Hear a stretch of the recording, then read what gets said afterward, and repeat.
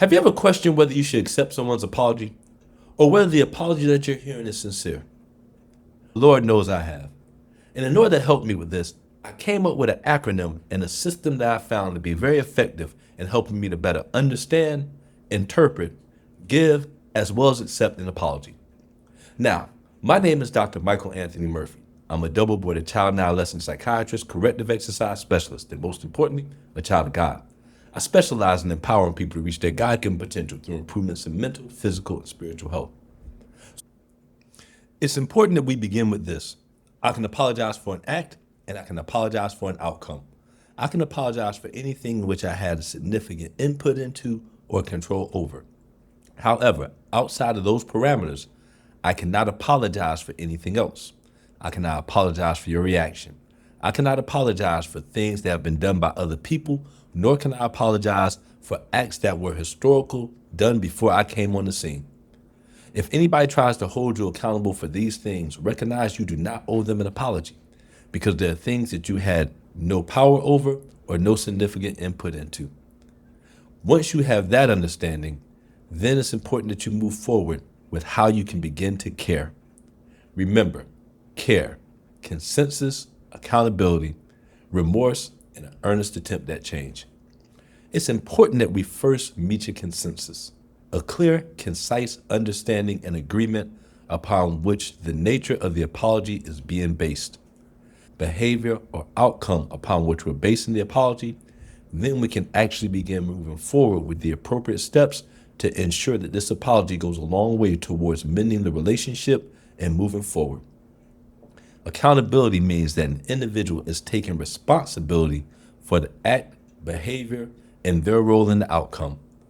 Accountability is crucial, and many people begin to fade away at this point because they want to blame other people.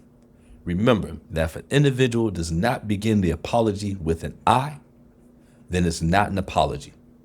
As a matter of fact, recognize that unless we have all four components, the consensus, the accountability, the remorse, and the earnest attempt at change, then we don't have an apology at all.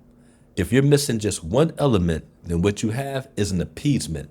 An appeasement is simply a placeholder that allows the same act to occur over and over again. So now we're at an accountability. A person says, it is my fault. I am the one responsible for the act, the outcome, or the behavior such that I need to say it's on me. When that person takes accountability, make sure they're not trying to blame others or somehow try to parse out the accountability in various stages. Because in that situation, what they're telling themselves is that even if I change my ways, the outcome would have still been the same. And in that sense, they really aren't apologetic because they haven't truly taken accountability.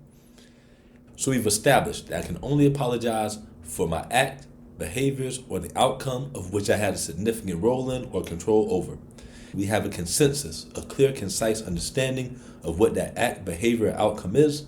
In addition, I've now had the individual take accountability for the role in which they played. So once you have those steps, you then move to remorse. And remorse is not a simple, I'm sorry. Remorse is a deep down conviction, a feeling that something has gone wrong such that you are remorseful and regretful in regards to the outcome that's going to initiate change. One of the biggest problems we run into is the individual struggle with understanding the true nature of remorse. It's about having a conviction. If I have a conviction about something, that should then lead us to the E, which is an earnest attempt to change. Change is important because change is the only evidence that a person has that an apology was really sincere. And that's why we have to ensure that we get all four components of the apology. We need to have a consensus, accountability, remorse, and an earnest attempt at change, with that change being the evidence that the apology was sincere. So let's review. We begin with the understanding that I can only apologize for an act, behavior, or outcome of which I had a significant role in or control over. And then I can show you I care by establishing a consensus, which is a clear, concise understanding upon which we're actually basing the apology. Accountability, someone willing to step up and say, I am responsible for that act, behavior, outcome. And that accountability brings about a feeling of remorse, which is a deep down conviction of wrongdoing, such that it then starts to trigger the earnest attempt at change. And it's through that earnest attempt at change, that dogged approach, that we will then bring about the change that serves as evidence that a person is truly apologetic for the act, behavior, outcome that has occurred. So let's discuss where an apology can go wrong. And trust me, it can go wrong at every stage. Let's begin with the first stage. I can only apologize for an act, behavior, outcome of which I was responsible for, had a significant role in, or was in control over. And see, if anybody wants you to apologize for anything other than that, then it needs to stop right there. Correct them. Let them understand that I'm not accountable for other people's actions, nor am I accountable for your emotional state, your reaction to the outcome, or any acts or behaviors that occurred before I came into the picture. I can only be accountable for my acts, my behaviors, and the outcomes that are directly linked to me.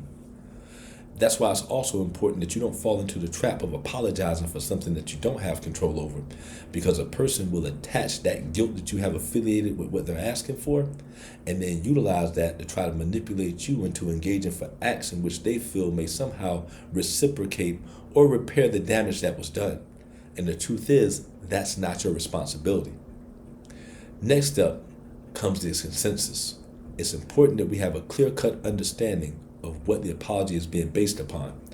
Many times a person will accept the sorry without having a clear understanding of what the person is sorry for, and then question why that act continues to occur over and over again. And that's because you haven't reached the first step, which is having a clear, concise understanding of what the nature of the apology is truly being based on.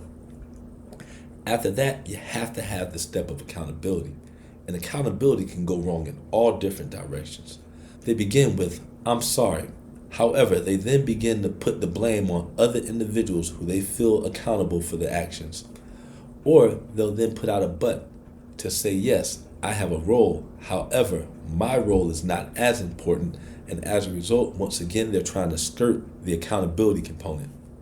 So be mindful that any apology that does not begin and end with the I, or that the I they begin with is carried all the way through without shifting blame upon others. Because in those situations, they might not truly be accountable for what's going on. And without accountability, you don't really have remorse. And without remorse, you don't really have an apology, because the change won't come. We then have to look at their actions. Right? Remember, actions speak louder than words. And so if you don't see that change, then it's because there's a lack of remorse. And the lack of remorse simply stems from a lack of accountability. Now, change is important because we look for the change to be the evidence that a person was truly apologetic. It's important to recognize that change does not always occur immediately. Now, a person can make an earnest attempt at changing, and if they didn't get the outcome, they go back to the drawing board and they try again. It's that dogged determination of being okay with not being successful, but continue to try until you're successful, that truly defines the earnest nature of the attempt. And if a person can hang in there and consistently be earnest with their attempts, then some type of change should come to be evidence that they were apologetic in the first place. The nature of the apology. It's important that you understand that you can only apologize for the acts and behaviors and outcomes of which you had a significant role or control over.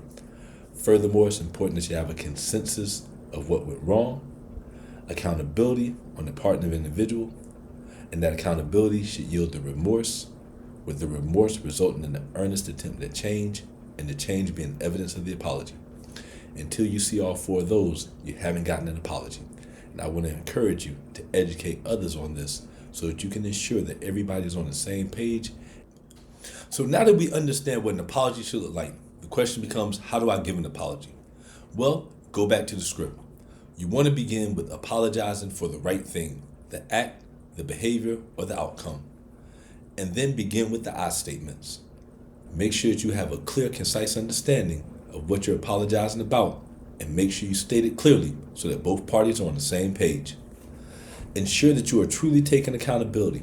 Sometimes it's important that you further explain what your role is so that everybody is on the same page with what you're taking accountability for. And then let that accountability give you a sense of remorse. Only apologize for things if you're truly remorseful for them.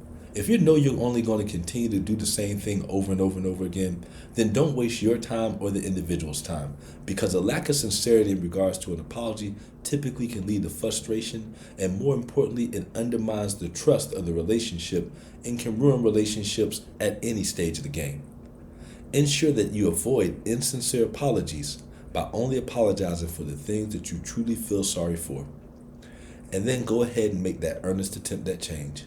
See, you can say I'm sorry, but that I'm sorry is not the apology. The apology actually takes place where the energy and the effort begin to elicit the change that says this will never happen again, because actions speak louder than words. So don't just assume that by telling somebody that I'm sorry, everything is forgiven. You simply want to move forward and doing what you need to do such that the apology is true, sincere, and accomplishes the change that was meant to occur. And that's how you give an apology. You are given an apology by not words, but by actions, and those actions bring about the results that will then restore the relationship. Now, how do you take an apology or know when to accept an apology? You take them at their word when they say that they're sorry, and then you hold them accountable for fulfilling the other 4 steps of the apology. Make sure that you're on the same page with that person in regards to what they're apologizing for. Ensure that you're listening to make sure they're taking accountability for it. And then look for the attempts at change with the recognition that because change is not automatic, they may have to make multiple attempts until the change truly occurs. Now, how do you accept an apology? You accept an apology by holding a person to their word. You have a clear understanding of what they're saying, and then you hold them accountable to follow through. Make sure that you give them grace and mercy along the way, because change is not always guaranteed, and they may not know how to successfully correct the issues. So be willing to work with somebody when they apologize to you. Explain to them what you're looking for. Give them direction and correction when necessary, without being too harsh toned or agitated with the individual in the process. You want to go about it with an understanding that if the person has come to you with a sincere apology, then let's work with them as opposed to against them, such that we can actually mend the relationship and move forward. You begin by acknowledging the words that they've stated and then hold them accountable to it. Be on the lookout for all the components of the apology. Once you see that they're actually making the attempts at change, give them the benefit of the doubt and help them out along the way. That way you can ensure that they're on the right track to making the changes necessary to rectify the situation. There are times where your input is necessary. Don't allow them to always just simply figure it out. When you can give assistance, give it. When you can give direction, provide it. However, it's upon them to make the changes that are necessary, because that's what an apology is. An apology is an act, not simply words. One of the reasons that many people struggle in regards to understanding the true nature of an apology is that we're taught to give false apologies from day one. Avoid making your child apologize for something unless they truly have a clear understanding of what they're apologizing for, their role, and why they should be apologetic about the act. Don't allow "I'm sorry" to be sufficient, nor should you ever force your child to take an "I'm sorry" unless the individual who's saying "I'm sorry" also has a clear understanding of what the problem is. Trust me, this is how we cut out the false, fake apologies or trying to teach people that somehow they should just accept things and keep it moving as opposed to demanding action. If you have a child out there, I want to encourage you to make sure you take the time to teach them the fundamentals behind what an apology should look like, as well as how to give, interpret, and accept an apology. And that we can begin the process of snuffing out the false insincerity that many times people are being told that they should simply accept, as opposed to investing in what it truly means to be remorseful and make the changes necessary to bring about a better unification and mend relationships. God bless. Peace.